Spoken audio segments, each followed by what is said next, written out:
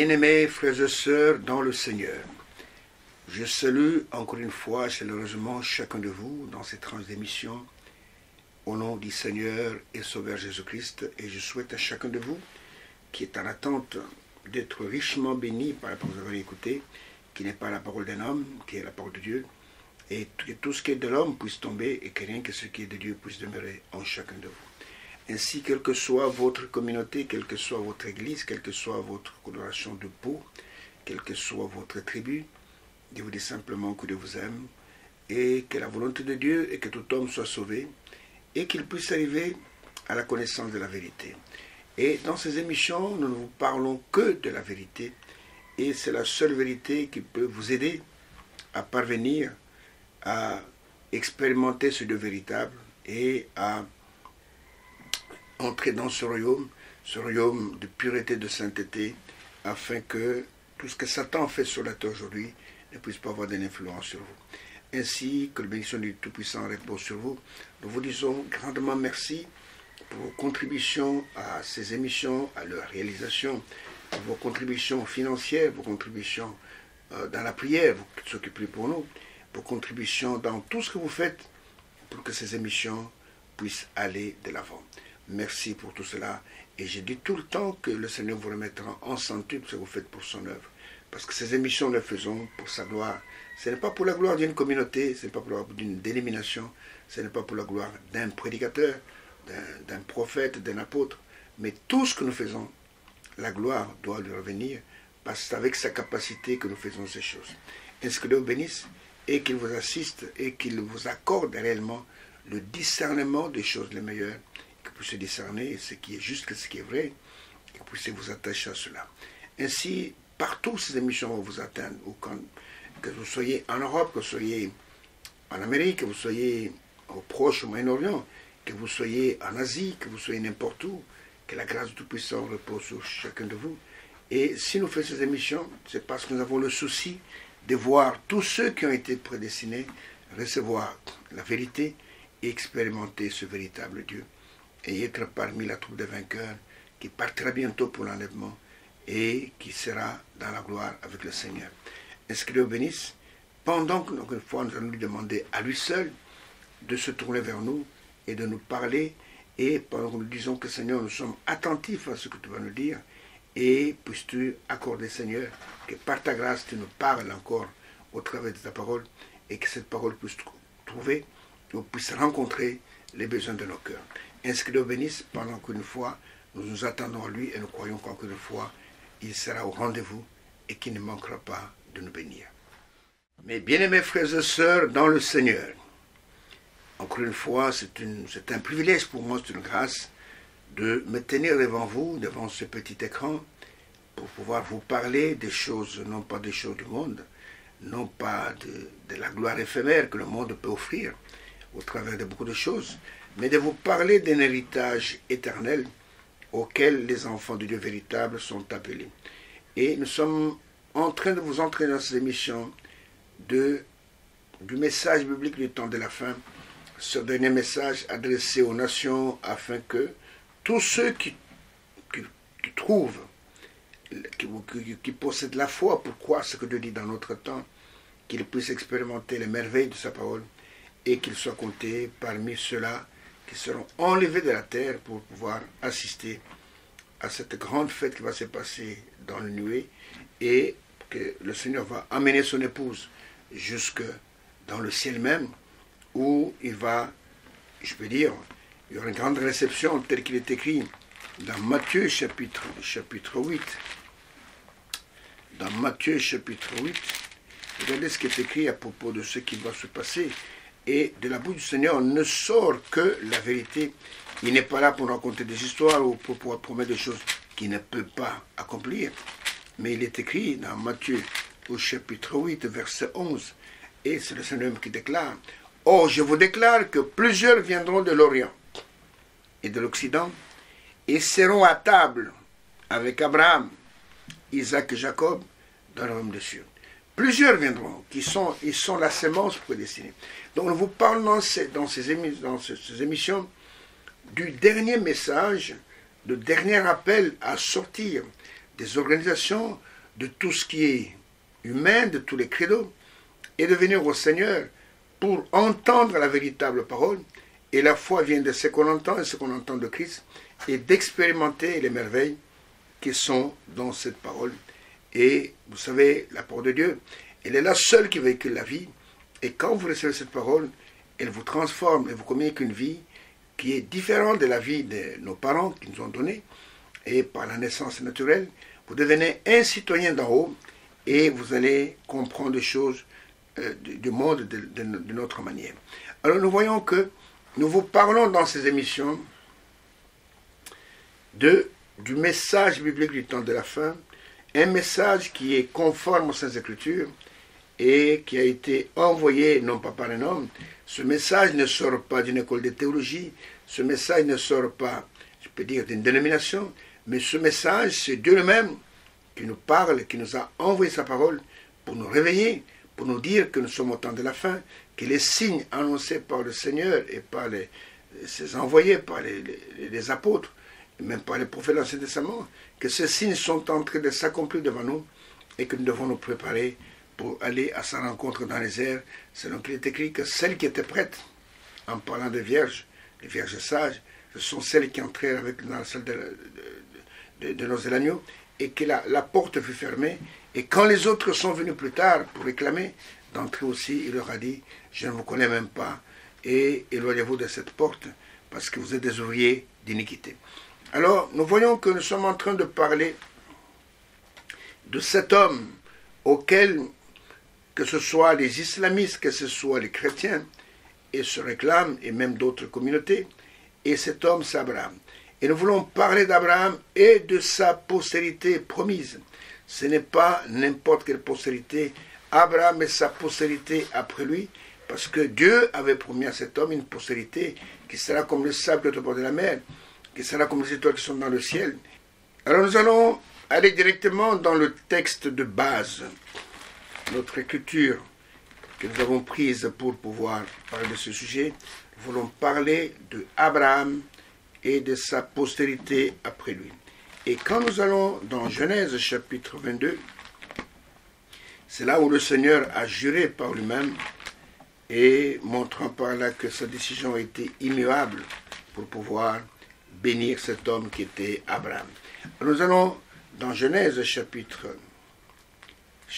22, nous lisons du premier verset du verset 18, et voilà le texte de base, il est dit, « Après ces choses, Dieu mit Abraham à l'épreuve. Et lui dit, Abraham, il répondit, me voici. Dieu dit, prends ton fils, ton unique, celui que tu aimes, Isaac, va-t'en au pays de Morija, et là, offre-le en holocauste sur l'une des montagnes que je te dirai. Abraham se leva de bon matin, il a obéi, sella son âne, et prit avec lui 2 serviteurs et son fils Isaac. Il fendit du bois pour l'holocauste et partit pour aller au lieu que Dieu lui avait dit. Le 3e jour, Abraham leva les yeux, vit le lieu, et Abraham dit à ses serviteurs, « Restez ici avec l'âne, moi et le jeune homme, nous irons jusque là pour adorer, et nous reviendrons auprès de vous. » Abraham prit le bois pour l'holocauste, le chargea sur son fils Isaac, et porta dans sa main le feu et le couteau. Ils marchèrent tous deux ensemble. Alors Isaac, parlant à Abraham, son père, dit, « Mon père. » Il répondit, « Mais voici mon fils. » Isaac reprit, « Voici le feu et le bois, mais où est l'agneau pour l'holocauste » Abraham répondit, « Mon fils, Dieu se prouvera lui-même de l'agneau pour l'holocauste. » Ils marchèrent tous deux ensemble. Lorsqu'ils furent arrivés au lieu que Dieu lui avait dit, Abraham éleva un autel et rangea le bois. Il lia son fils Isaac et le mit sur l'autel par-dessus le bois. Puis Abraham étendit la main et prit le couteau pour égorger son fils. Alors l'ange de l'Éternel l'appela des cieux et dit, « Abraham, Abraham !» Il répondit, « Me voici. » L'ange dit, « N'avance pas ta main sur l'enfant et ne lui fais rien, car je sais maintenant que tu crains Dieu et que tu ne m'as pas refusé ton fils, ton unique. » Et Abraham leva les yeux, et il vit derrière lui un bélier retenu dans un buisson par les cornes. Et Abraham alla prendre le bélier et offrit un holocauste à la place de son fils Isaac. Abraham donna à ce lieu le nom de Yahweh Jireh. C'est pourquoi l'on dit aujourd'hui à la montagne de l'Éternel, il sera pourvu. L'ange de l'Éternel appela une seconde fois Abraham des cieux et lui dit, je le jure par moi-même, parole de l'Éternel, parce que tu as fait cela et que tu n'as pas refusé ton fils unique, je te bénirai et je multiplierai ta postérité comme les étoiles du ciel et comme le sable qui est au bord de la mer, et ta postérité possédera la porte de ses ennemis. Toutes les nations de la terre seront bénies en ta postérité parce que tu as obéi à ma voix. Fin de lecture. Et regardez ce qui est arrivé avec cet homme. Et comme je l'ai toujours dit, il y a quelque chose qui a dû attirer l'Éternel dans cet homme. Pourquoi? Parce que toutes les alliances qu'il avait conclues avec l'homme auparavant, toutes avaient échoué. Et il a trouvé cet homme comme, je peux dire, un diamant enfoui dans beaucoup de cailloux. Et il a trouvé dans cet homme quelque chose que Dieu recherchait. Il a trouvé la foi. Non seulement la foi, mais il a trouvé aussi l'obéissance. Et il a trouvé cet homme. Et quand Dieu appelait cet homme, il avait 75 ans ou 75 ans. Et sa femme avait 10 ans de moins que lui. Il en avait 65. Et il n'avait pas d'enfant. Voici que Dieu promet à ce couple, ou à cet homme, qui n'avait pas d'enfant, il lui promet une postérité, c'est-à-dire une descendance, lui disant que tu auras une postérité et que tu deviendras, on peut dire, de myriades, et que toutes les nations de la terre seront bénies en toi. Et c'est une chose extraordinaire que Dieu promette des enfants, une postérité à cette famille, alors que la femme, ayant atteint 65 ans, tout le monde le sait, qu'à cet âge-là, il a déjà dépassé de longue date la ménopause qui arrive entre 45 à 50 ans. Il a dépassé cela, ce qui veut dire qu'il n'y avait plus d'ovulation, qu'il n'était plus en état d'avoir des enfants. Et Dieu promet à cette femme, dont la matrice avait séché, que je vais te donner une postérité. Et la chose la plus extraordinaire, c'est que cet homme, Abraham, qui s'appelle d'abord Abraham, père élevé, a cru à cela. Abraham a cru cela. Et il n'avait pas d'enfant. Et nous voyons qu'il est allé, il est arrivé au pays des Canaan, c'est là où il s'est installé. Et c'est là qu'il a commencé à vivre. Et il a attendu longtemps cette promesse. Et la promesse ne venait pas. Et vous savez, Dieu a testé la foi de cet homme, parce que tous ceux qui se déclarent être enfants de Dieu, ou fils de Dieu, doivent être testés. Nous avons lu dans l'émission qui a précédé certains passages, ou même dans Genèse chapitre 15, où Abraham dit à l'Éternel, mais tu me laisses aller sans enfant, parce que c'était un homme, et parfois il avait de hauts et de bas, il pouvait parfois avoir un peu, je peux dire, de doute, un peu dans son cœur, est-ce que cela va se réaliser de mon vivant? Et quand il a dit dans Genèse chapitre 15 que tu me laisses aller sans héritier, sans descendance, et l'héritier de ma maison, c'est Eliezer de Damas qui vit, comment je vais dire, dans ma maison, et qui est né même dans ma maison, et l'Éternel va lui dire, ce n'est pas lui qui sera ton héritier. Je peux relire cela pour ceux qui n'étaient pas avec nous la fois passée. Et il est dit dans Genèse chapitre 15, je commence au verset 1er jusqu'au verset 6, il est écrit, après ces événements, ce sont les événements qui sont passés avec, quand tu as eu cette attaque des assaillants qui sont venus attaquer Sodome et Gomorrhe et qui ont emporté Lot, le neveu d'Abraham, comme prisonnier. Et nous voyons que Abraham a fait une petite armée, il a suivi et il a battu ce roi et il a ramené victorieux son neveu, Lot, qui habitait à Sodome. Alors il est dit, après ces événements, la parole de l'Éternel fut adressée à Abraham, pas Abraham, à Abraham, en ce mot. Écoutez, dans une vision, il dit, Abraham, ne crains point, Vous savez, nous, en tant qu'hommes, c'est vrai, nous pouvons avoir une foi inébranlable, mais il arrive des moments où parfois nous craignons. Regardez par exemple le Tishbite sur le mont Carmel, et il a fait une démonstration magistrale du véritable Dieu. Et il a égorgé le prophète de Baal. Mais quelque temps après, Élie fouillait devant une femme, Jézabel, alors qu'il était revêtu de la puissance d'en haut. Et nous voyons ici qu'il lui dit, ne crains point, je suis ton bouclier. Vous savez, le bouclier, c'est celui qui est là pour parer les coups de l'ennemi. Et ta récompense sera très grande. Pas petite, mais très grande. Abraham répondit, Seigneur éternel, que me donneras-tu? Je m'en vais sans enfant. Et l'héritier de ma maison, c'est les herbes de Damas. Vous comprenez? Et Abraham dit, voici, tu ne m'as pas donné de postérité. Et celui qui est né dans ma maison sera mon héritier. Il dit, c'est vrai, Seigneur, je te fais confiance. Tu m'as fait quitter mon pays. Tu m'as séparé de la ville dure.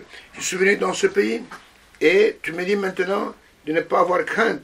Tu dis que ma récompense sera très grande. Mais Seigneur, tu m'as promis une postérité, je ne la vois pas encore. Et maintenant, celui qui est dans la ligne droite de l'héritage, c'est celui qui est né dans ma maison, c'est Eliezer de Damas, qui était un Syrien. Et c'est lui qui sera mon héritier. Écoutez la réponse du Seigneur. Au verset 4. La parole de l'Éternel lui fit adresser ainsi. Ce n'est pas lui qui sera ton héritier, mais c'est celui qui sortira de tes entrailles, qui sera ton héritier. Et après l'avoir conduit dehors, il lui dit, regarde vers le ciel, et compte les étoiles si tu peux les compter. Il lui dit, telle sera ta postérité. Abraham eut confiance en l'Éternel, qu'il lui imputa à justice. Et il l'a amené dehors, il dit, regarde le ciel. Tu as vu le ciel? Oui. Tu vois les étoiles? Je vois les étoiles. Est-ce que tu peux les compter? Je ne peux pas les compter. Il dit, telle sera ta postérité. Et pourtant, cet homme avait dépassé avec sa femme le temps de mettre au monde. Et Dieu lui montre des étoiles, beaucoup des étoiles. Il dit que ta postérité sera tellement grande et que tu ne pourras même pas la compter. C'est vrai qu'aujourd'hui, tous les vrais croyants dans le monde entier, ils sont fils d'Abraham. Tous ceux qui croient de la bonne manière, qui sont scellés du Saint-Esprit, ils sont fils d'Abraham. Et nous voyons que Abraham, quand il a entendu ça, il n'a pas douté de ce que Dieu disait. Il dit qu'Abraham eut confiance en l'Éternel, qu'il lui imputa à justice. Donc nous voyons que ce qui a tiré Dieu vers cet homme, ce qui l'a tiré vers cet homme qui venait de Babylone, c'était la foi qui était en lui. Et Abraham était dans la droite ligne de la lignée de 7 fils de Noé. Noé a eu 3 enfants, il y avait Sem, Cam et Japhet. Et Japhet était le cadet. Et nous voyons que Abraham était le fils aîné de son père qui s'appelait Térak. Et Abraham était dans la ligne droite de l'héritage, je peux dire, des fils de Noé, puisque nous voyons que Sem étant le fils aîné, la bénédiction est venue par lui, Cam, du fait qu'il s'était moqué de son père quand il avait bu, et il a été rétrogradé. Et nous voyons, et Dieu a conservé seulement 2 enfants, c'est-à-dire, je peux dire, et pour la bénédiction, c'est-à-dire Sem et Japhet, et c'est de la lignée de Cam qui va sortir encore la rébellion contre Dieu, qui va sortir l'idolâtrie, beaucoup de choses. Et quand Abraham était en Chaldée, était à Ur, il était plongé dans un monde plein d'idoles, Et nous voyons que l'Éternel a trouvé dans cet homme quelque chose de précieux qu'il cherchait parmi les hommes, et cette chose n'est autre que la foi et l'obéissance.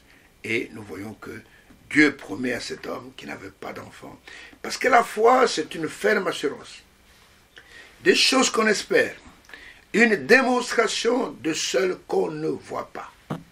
Dieu promet une postérité d'Abraham. Il lui dit qu'elle sera comme les étoiles du ciel, elle sera comme le sable au bord de la mer. Mais Abraham ne voyait pas la postérité. Mais Abraham crut, Abraham eut confiance, Abraham a cru. C'est ça la chose la plus extraordinaire.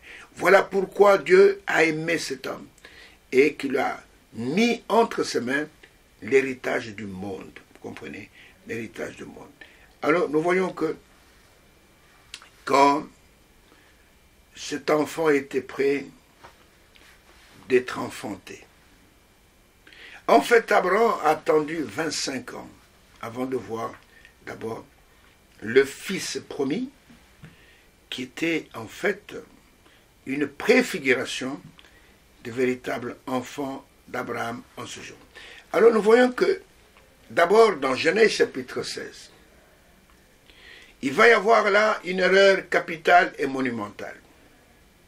Dans Genèse chapitre 16, Saraï, de pas Sarah, Saraï, qui était convaincue qu'elle ne mettra jamais au monde,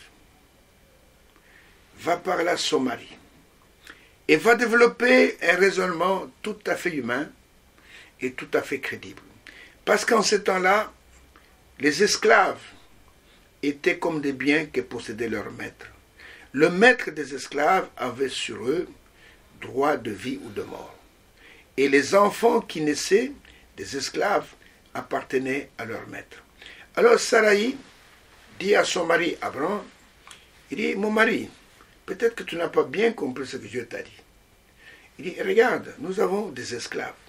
Si tu vas avec des esclaves et que tu as des enfants, moi je suis déjà dépassé l'âge de mettre au monde, ces enfants-là seront les nôtres. Donc, je vais te choisir une bonne esclave et au travers d'elle, nous aurons une postérité, nous aurons des enfants. Et Saraï est allée choisir Agar, l'Égyptienne, qui était une très belle femme. Et il dit à son mari, voilà, va vers cette jeune femme, et les enfants qu'elle aura, à ces enfants seront les nôtres, parce que d'après la loi, les esclaves nous appartiennent. Et Abraham a écouté la voix de sa femme. Il est allé vers Agar, et Agar est devenue enceinte. Donc elle a conçu, et Abraham était très content de voir que finalement il va avoir un enfant. Et nous voyons que, mais cette femme, quand elle a vu qu'elle avait conçu, l'orgueil est monté en elle, et comme toute femme qui fait des calculs un peu machiavéliques dans sa tête, et elle visait l'héritage. Alors, quand elle a vu ça, sachant qu'elle était la mère biologique de cet enfant qui est né, qu'on appelait Ismaël, et Ismaël, dont le Seigneur avait dit à Agar, quand on l'avait chassé, quand elle s'est enorgueillie, et on l'a chassé, mais l'ange de l'Éternel est venu la rencontrer, là, dans le désert, et lui a dit, rentre chez ta maîtresse, va t'humilier, et tu vas enfanter un enfant. C'est un enfant mâle. En ce temps-là, on n'avait pas besoin d'échographie. Hein. Donc Dieu disait seulement, c'est l'enfant qui est dans son sein, il est mâle. Nous, ce sont des jumeaux, comme pour le cas de Rebecca. Et il dit, l'enfant qui va naître, et tu l'appelleras Ismaël. Et Ismaël est en fait, c'est comme pour dire que Dieu crie à l'Éternel, parce que Ismaël est, comment je veux dire,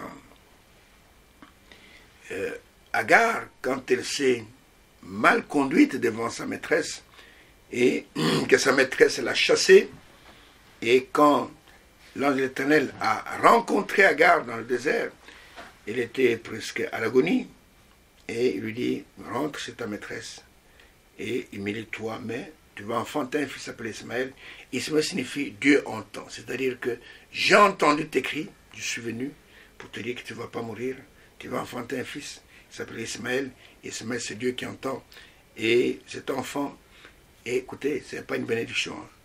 Cet enfant sera comme un âne sauvage. Ce n'est pas moi qui le dis, c'est la Bible qui le dit. Il sera comme un âne sauvage. Il sera contre tous et tous seront contre lui. Oh là là, ce n'est pas une bénédiction ça. On te dit que l'enfant que tu vas enfanter sera comme un âne sauvage. Il sera contre tous et tous seront contre lui. Et Agar est rentrée chez sa maîtresse et Agar a demandé pardon et on l'a gardé.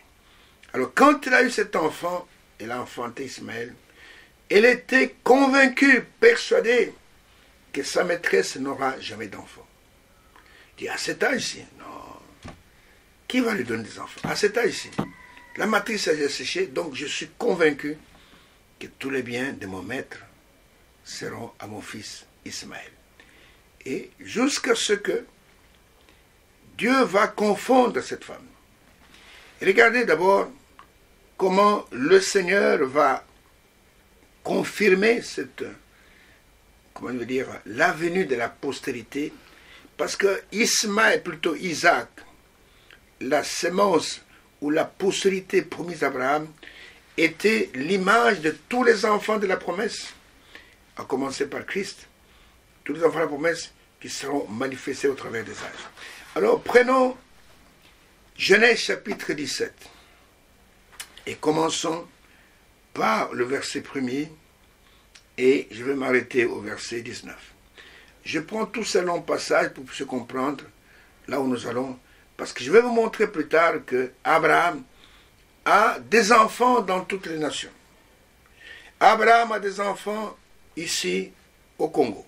Il en a en France, il en a en Belgique, il en a aux États-Unis, il en a en Chine, il en a au Japon.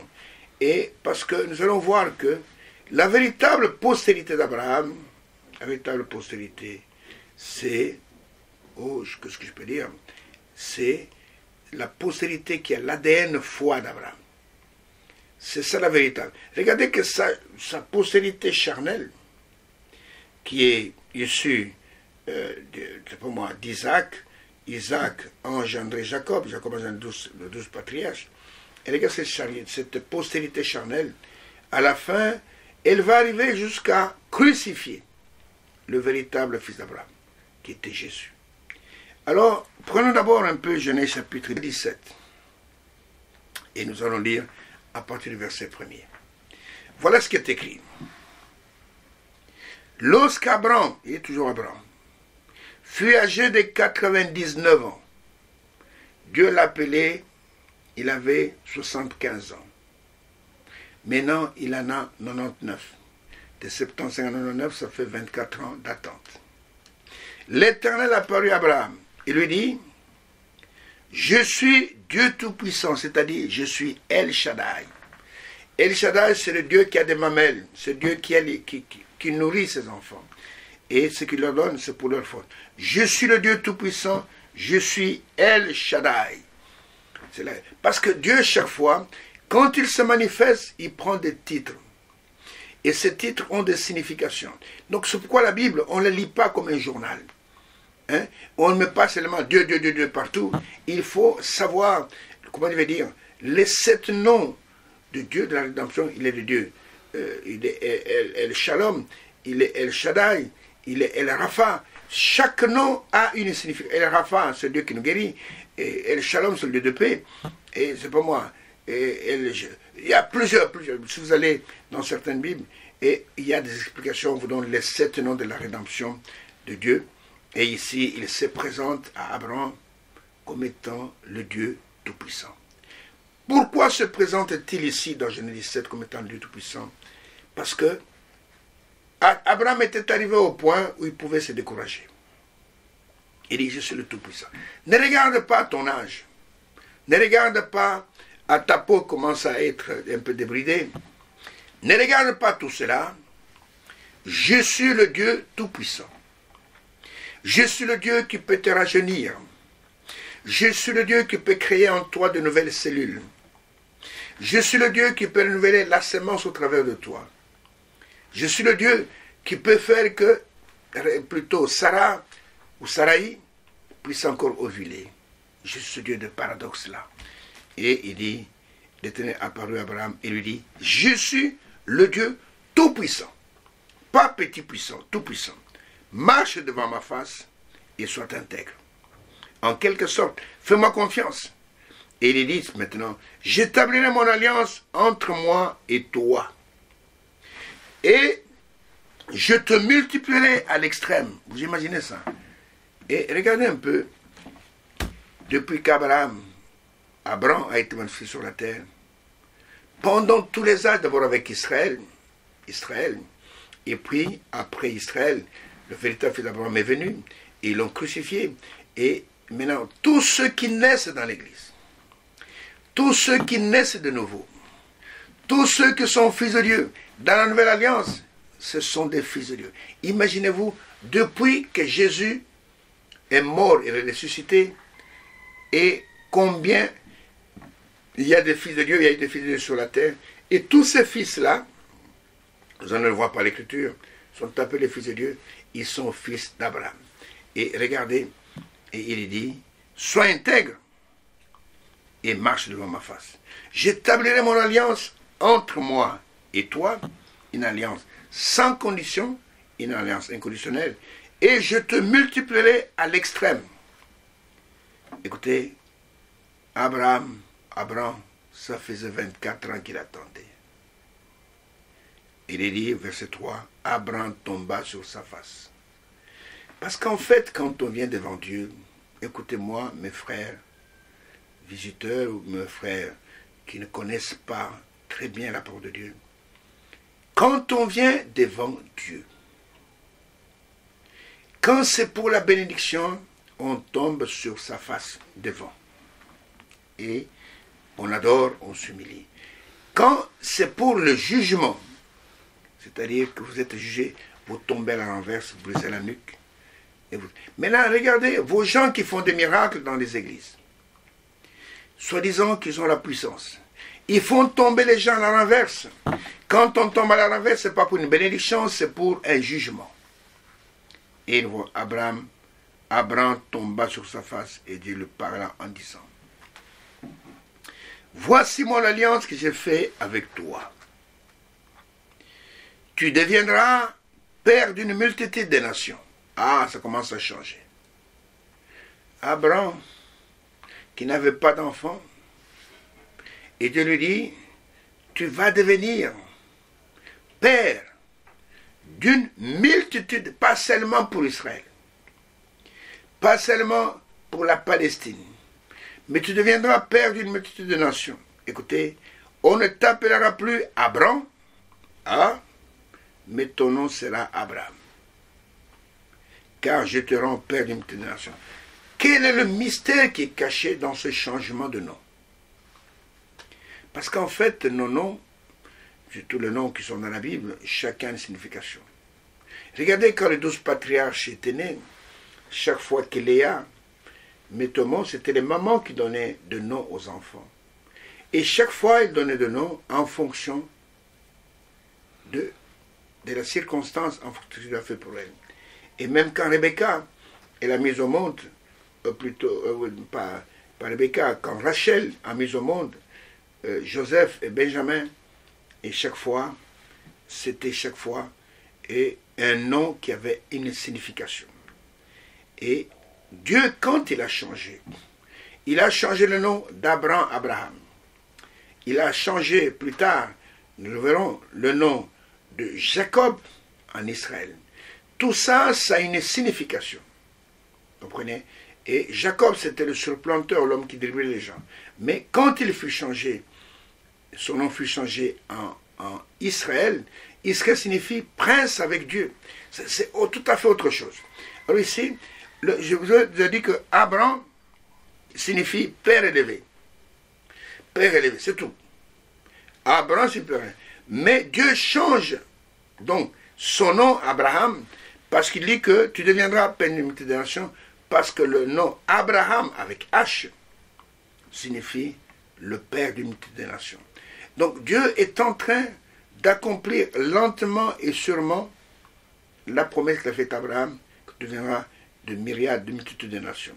Et il va changer son nom. Dès ce moment, il ne sera plus appelé Abraham, mais il sera appelé Abraham. C'est ça son nom. Je sais que dans certaines communautés, on l'appelle Ibrahim. Non, son nom c'était Abraham avec cette lettre. Abraham avec cette lettre. Pas Ibrahim. Non, c'était pas Ibrahim. Il s'appelait Abraham. Je ne sais pas d'où vient Ibrahim. Le nom Ibrahim ne figure pas dans la Bible. Vous comprenez? Ici dans la Bible, nous connaissons Abraham. Sept noms. Vous comprenez? Cette lettre plutôt. Cette lettre. Abraham, cette lettre. Et, comment je veux dire? Abraham, c'était 5 lettres. Mais ici, c'est 7 lettres. Et donc, il s'appelle Abraham. Et il lui dit, au verset 6, « Je te rendrai fécond à l'extrême. Je ferai de toi des nations, et des rois sortiront de toi. » Et Dieu parle à un homme qui a 99 ans, 99 ans, et qui n'a pas d'enfant. On peut se poser la question, ces enfants viendront quand? C'est vrai que son père, Térak, il est mort à 205 ans. C'est vrai, il a vécu 205. Avant, on pouvait se dire, écoutez, il va encore vivre encore un peu longtemps. Abraham, je crois qu'il a vécu jusqu'à 180, je crois. 180. Et après, il est décédé. Mais ici, à 99 ans, Dieu lui dit, je vais te multiplier à l'extrême, et je ferai de toi des nations, et des rois sortiront de toi. Écoutez, j'établirai mon alliance entre moi et toi, et tes descendants après toi. C'est ça le titre de notre sujet. J'ai dit que Abraham et sa postérité après lui. Dieu dit, j'établis mon alliance avec toi et tes descendants, c'est sa postérité après toi, selon leur génération. Ce sera une alliance perpétuelle en vertu de laquelle je serai ton Dieu et celui de ta postérité après toi. Je te donnerai et à tes descendants après toi le pays que tu habites comme étranger, tout le pays de Canaan, c'est l'actuelle Palestine, en possession perpétuelle, et je serai leur Dieu. Quelle promesse merveilleuse! Il lui dit, j'établis mon alliance avec toi, entre toi et moi, et tes descendants après toi. Donc, les promesses que Dieu a faites à Abraham, elles sont valables pour sa descendance.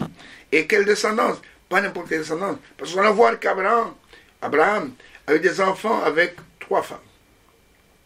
Il a eu d'abord un enfant selon l'interprétation de la promesse avec Agar. C'est Sarai, qui a interprété la promesse et qui a pris sa servante, qu'il a donnée à son mari, et il y a eu cet enfant qui est issu d'une mauvaise interprétation de la promesse de Dieu. Et cet enfant, qui lui-même l'Éternel appelé, il sera un âne sauvage. Il sera contre tout, seront contre lui. Vous comprenez? Ce n'était pas un enfant qui était né de la bonne manière. C'est pourquoi il est appelé, il sera comme un âne sauvage. Après, Abraham a eu son enfant de promesse avec Sarah, tel que Dieu l'avait dit. Et après la mort de Sarah, Genèse 23, il va épouser, Genèse 25, une autre femme qui s'appelle Ketura, avec qui il va encore avoir 6 fils. Mais de tous ces enfants-là, un seul est l'enfant de la promesse. Cet enfant, c'est Isaac. Alors écoutez, et au verset 9, il est dit, Dieu dit à Abraham, toi tu garderas mon alliance, toi et tes descendants après toi, selon leur génération. Ce qui est extraordinaire aussi, c'est que chaque fois que Dieu parle, il parle d'Abraham et de sa descendance après lui, et de sa descendance. Et verset 10, c'est ici mon alliance, que vous garderez moi et vous, et ta postérité après toi. Chaque fois, il dit, toi et ta postérité après toi, tout mâle parmi vous sera circoncis. La circoncision a été donnée à Abraham et à sa descendance. Pas à tout le monde. Bien sûr que quand il va se circoncire, on va le voir, et il va circoncire même son fils qu'il a eu avec Agar, c'est-à-dire Ismaël, il sera circoncis. Mais en fait, la circoncision était pour la sémence promise, Abraham, et c'est une circoncision, à l'époque c'était dans la chair, mais cette circoncision, et Paul en parle dans Romains chapitre 2, c'est la circoncision du cœur, nous verrons ça plus tard. Et il dit, verset 11, vous vous circoncirez, et ce sera un signe d'alliance entre moi et vous. Et là, à l'âge de 8 jours, tout mâle parmi vous sera circoncis, selon vos générations, qu'il soit né dans la maison ou qu'il soit acquis après à prix d'argent de tout fils d'étranger sans appartenir à Taras. On devra circoncire celui qui est né dans la maison et celui qui est acquis à prix d'argent, c'est-à-dire l'esclave. Et mon alliance sera dans votre chair en alliance perpétuelle. Un mâle incirconcis, qui n'aura pas été circoncis dans sa chair, sera exterminé du milieu de son peuple. Il aura violé mon alliance. Dieu dit à Abraham, verset 15, tu ne donneras plus à Sarai, ta femme, le nom de Sarai, mais son nom sera Sarah. Et Sarah veut dire princesse. Je la bénirai et je te donnerai d'elle un fils. Je la bénirai, elle deviendra des nations. Des rois de peuples sortiront d'elle. Abraham tomba sur sa face. Ça, c'est un des passages les plus pathétiques. Et dit en son cœur, naîtra-t-il un fils à un homme de 100 ans? Oh là là. Et Sarah, âgée de 90 ans, enfantera-t-elle? Et Abraham a dit dans son cœur, Abraham dit, il dit à Dieu, oh, qu'Ismaël vive devant ta face. En quelque sorte, j'ai entendu toutes les promesses que tu m'as faites. Je suis au bord du tombeau, bientôt je vais partir. Naîtra-t-il un enfant, un homme de 100 ans, à une femme de 90 ans? Je t'ai entendu, j'ai déjà un fils. Et pourtant Dieu avait dit que j'échange le nom de ta femme de Saraï à Sarah, et elle t'enfantera un fils. Et Abraham a ri, non pas visiblement, mais dans son cœur. Et maintenant il dit à Dieu, qu'Ismaël vive devant ta face. En quelque sorte, je me contenterai de le fidèle esclave ici, qui est né dans ma maison. Et écoutez maintenant ce que Dieu va lui dire. Verset 19. Dieu dit, écoutez, certainement Sarah, ta femme t'enfantera un fils, et tu l'appelleras du nom d'Isaac. Pourquoi Isaac? Parce qu'Isaac signifie il rit. Et j'établirai mon alliance avec lui comme une alliance perpétuelle pour sa postérité après lui. En fait, Abraham a ri dans son cœur. Dieu lui dit, comme tu as ri, tu n'as pas ri ouvertement, cet enfant, tu vas l'appeler Isaac. Et le nom d'Isaac signifie il rit. Vous voyez que ce n'est pas Sarah qui a ri la première. Sarah va rire dans Genèse chapitre 18, dans son cœur aussi. Mais c'est Abraham qui a ri le premier. Il dit, bon, pour te prouver que ma parole est infaillible, et que tu vas, quand Sarah va enfanter cet enfant, tu l'appelleras du nom d'Isaac. Et Isaac signifie il rit. Et nous voyons que ici, Dieu confirme la promesse à un couple qui était centenaire, si je peux dire, à une femme qui avait 90 ans et qui s'est approchée. Et même Abraham, dans son cœur, il a douté un peu. Mais Dieu lui dit, non, c'est Sarah qui mettra au monde cet enfant. Et cet enfant, tu vas l'appeler Isaac parce que tu as ri. Nous voyons bien, aimés frères et sœurs, que notre Dieu, c'est un Dieu de paradoxe. Et notre Dieu, c'est un Dieu qui est créateur. Il n'y a aucune chose qui peut l'arrêter. Et voilà qui confirme la promesse à cet homme qui attend la promesse depuis 25 ans. Il lui dit, certainement ta femme, malgré son âge avancé, il aura un fils. Et nous voyons que dans Genèse chapitre 18, là, le même Jéhovah va venir visiter, le même Yahweh, visiter Abraham. Et cette fois, c'est pour le confirmer que l'année prochaine, cette fois, nous sommes, la promesse sera accomplie. Alors nous prenons Genèse chapitre 18, et un passage aussi mystérieux, ça c'est le grand Yahweh, El Elohim, dans un corps théophanique qui est venu visiter son serviteur, et il va lui confirmer, mettre cette fois-ci la promesse, en donnant maintenant un laps de... Avant, il ne lui donnait pas le temps. Il disait simplement, je ferai de toi cela. Mais cette fois-ci, il va lui dire que l'année prochaine, à cette même époque, je reviendrai, et Sarah, ta femme, aura un fils. Alors dans Genèse chapitre 18, commençons par le verset 1er. Il est écrit ceci. L'Éternel lui apparut parmi les chênes de Mamré, comme il était assis à l'entrée de sa tente pendant la chaleur du jour. Il leva les yeux et regarda, et voici 3 hommes étaient debout près de lui. Quand il les vit, il courut au-devant d'eux depuis l'entrée de sa tente et se prosterna à terre. Cet homme, c'était un prophète. Il avait un discernement correct. Et il dit, pourtant ils étaient 3, hein, il dit, Seigneur au singulier, si j'ai trouvé grâce à tes yeux, ne passe point, je te prie, loin de ton serviteur. En fait, c'était le grand Yahweh avec 2 anges. Parce qu'il y avait 3 personnes, Mais c'était l'Éternel avec 2 anges, dans des corps théophaniques. Il dit, permettez qu'on apporte un peu d'eau pour vous laver les pieds, et reposez-vous sous cet arbre. J'irai prendre un morceau de pain pour fortifier votre cœur, et après quoi, vous continuez votre route, car ce n'est pas pour... car c'est pour cela que vous passez près de votre serviteur. Ils répondirent, fais comme tu l'as dit. Abraham alla promptement dans sa tente vers Sarah et il dit, vite, 3 mesures de farine et pétrit et fait des gâteaux.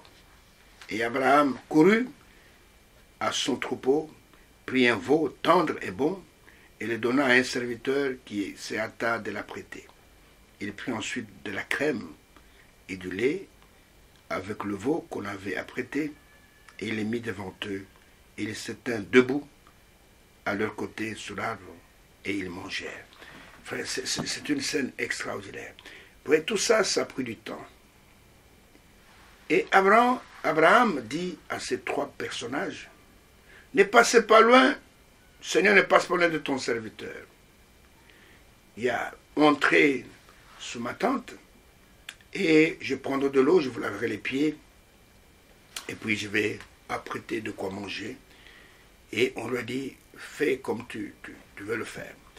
Et nous voyons, frère, ça prend du temps. Il va dire à Sarah, prends de la farine et pétris et fais des gâteaux. Nous avons des invités d'honneur. Il y a le grand Yahweh, il adore. Et nous voyons qu'il va chercher un veau tendre, il va donner à ses serviteurs, après sa vie, ça a pris du temps. Vous comprenez? Et là, le grand Yahweh, assis sur le chêne de Mamré, regardait son serviteur, comment il s'est démené pour eux. Il n'a dit aucun mot. Et Abraham est venu avec la nourriture, il l'a placé devant eux, ils se sont mis à manger. Oh, le grand Yahweh, Elohim, dans un corps semblable à un autre, a mangé.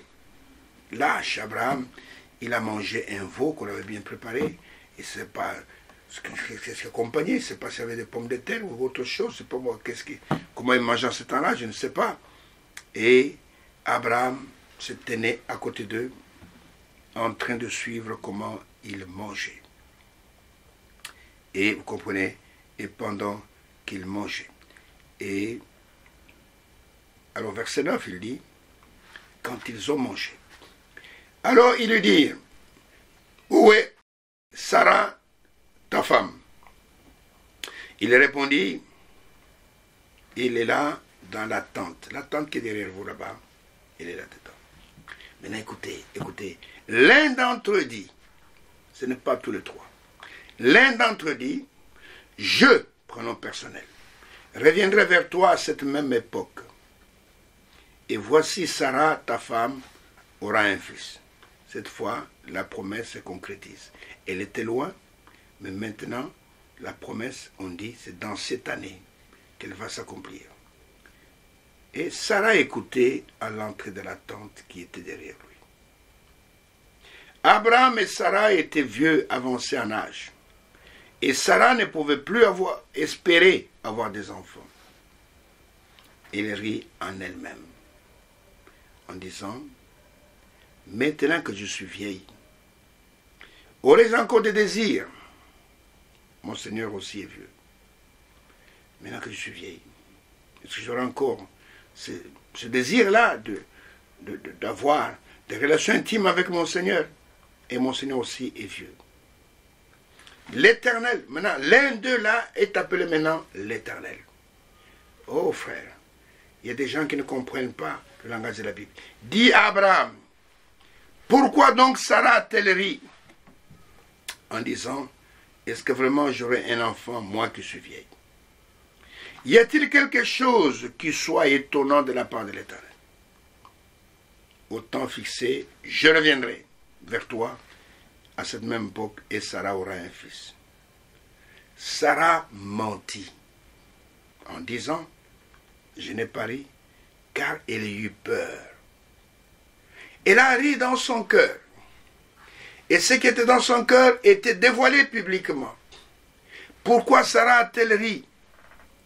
Et c'est ce qui a été promis, que ce qui se passa du temps d'Abraham, de Lot, se passera pareillement à l'avènement du Fils de l'homme.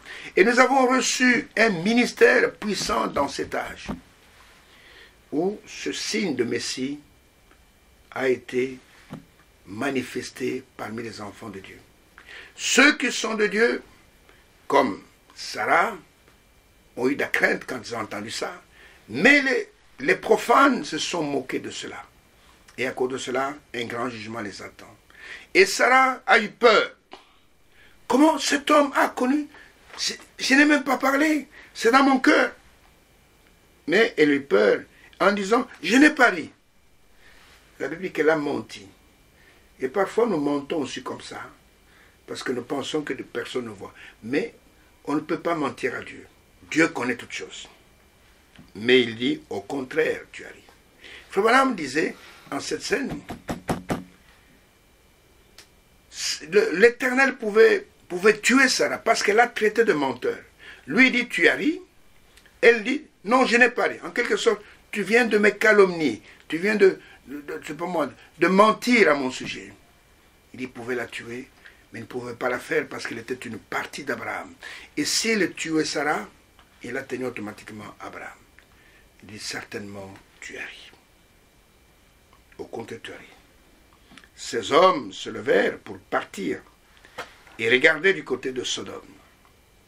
Abraham alla avec eux pour les accompagner. Écoutez, pour les accompagner.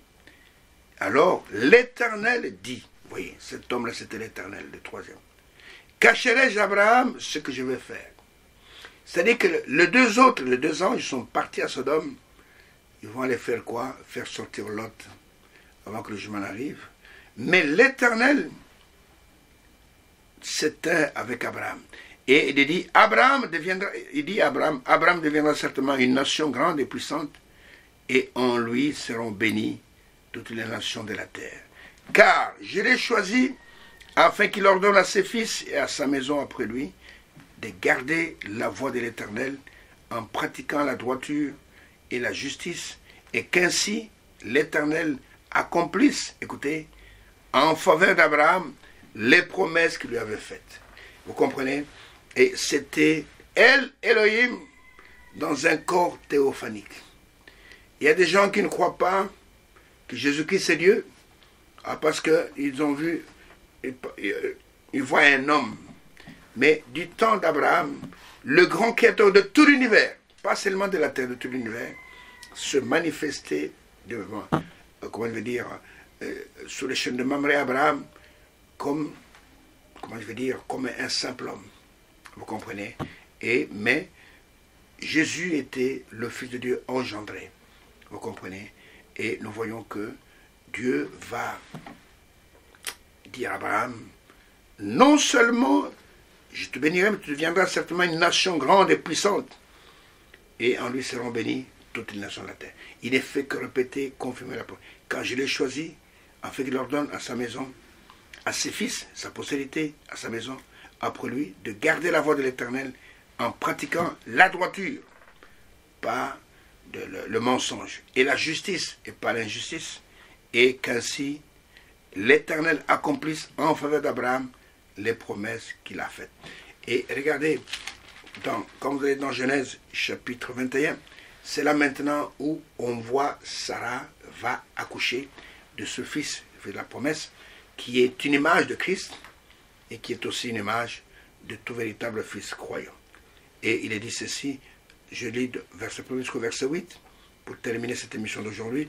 L'Éternel se souvint et de ce qu'il avait dit à Sarah, et l'Éternel accomplit pour Sarah ce qu'il avait promis. Sarah devint enceinte, et elle enfanta un fils Abraham dans sa vieillesse, au temps fixé dont Dieu lui avait parlé. Abraham donna le nom d'Isaac au fils, selon ce qu'il lui avait dit, qu'il était né, que Sarah lui avait enfanté. Abraham circoncit son fils Isaac, âgé de 8 jours, comme Dieu le lui avait ordonné. Abraham était âgé de 100 ans à la naissance d'Isaac son fils. Et Sarah dit, Dieu m'a fait un sujet de rire. Quiconque l'apprendra rira de moi. Et il ajouta, qui aurait dit à Abraham que Sarah allait terrer des enfants?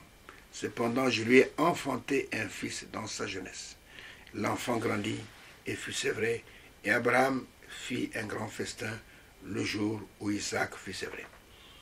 Mes bien-aimés frères, mes bien-aimées sœurs, le messager de cette heure, le prophète de l'heure, en parlant de cette histoire, il est dit que Dieu avait rajeuni, c'est un mystère que vous ne pouvez pas comprendre, avait rajeuni Abraham et Sarah afin d'avoir ce fils. La preuve est que au chapitre 20, Abraham est allé à Guérar avec sa femme qui était âgée de 90 ans, s'il vous plaît, de 90 ans. Et imaginez-vous, le roi de Guérar, quand il a vu Sarah, il a vu une très belle femme. Imaginez-vous une femme de 90 ans. Et peut séduire quelqu'un, une femme de 90 ans. Et il est tombé amoureux et il a fait enlever Sarah parce qu'elle était très jolie. Mais Dieu n'a pas permis qu'il puisse la toucher parce qu'elle était déjà enceinte d'Isaac. Et quand il voulait la toucher, regardez, allez avec moi rapidement dans Genèse chapitre 20, on en parlera peut-être dans l'émission qui va suivre. Et il a dit, ne touche pas cette femme, parce que c'est la femme de mon serviteur. Je ne dis même pas, parce qu'il n'a plus de temps. C'est la femme de mon serviteur. Comment on peut tomber amoureux d'une femme de 90 ans? Alors qu'il y avait beaucoup de jeunes filles au pays des Philistins. Il a vu Sarah passer et Abraham a eu peur. Il dit, son demande, tu dis seulement que tu es ma soeur, parce que sinon on va me tuer. Et nous voyons que Abimelech, donc le roi des Philistins, a appelé Abraham, il dit, qu'est-ce que tu m'as fait? Et il dit, prends ta femme. Et il a donné beaucoup de cadeaux. Il dit, partez de mon pays. Et nous voyons que Dieu, il est fidèle dans ses paroles de promesse. Et il a accompli fidèlement sa promesse. Et à l'âge de 90 ans, 90 ans, Sarah a mis au monde un fils. Ce n'était que le début de la postérité promise d'Abraham. Là, c'est la postérité charnelle, mais nous allons voir que dans le spirituel, Abraham est le père d'une multitude de nations. Il a des enfants dans tout le pays. Je vais vous le prouver par l'écriture que tous ceux qui possèdent la véritable foi, tous ceux qui sont en Christ, ils sont la postérité d'Abraham. Que Dieu vous bénisse, que Dieu vous accorde justement des choses de meilleures, et retenez ces choses. Nous sommes en train de parler d'Abraham et de sa postérité après lui. Et il y a beaucoup de pépitos dans cette histoire, et nous sommes tous inclus dans cette histoire, et Abraham a des fils dans toutes les nations. Que Dieu vous bénisse, et si Dieu le veut, je vous donne rendez-vous à l'émission prochaine.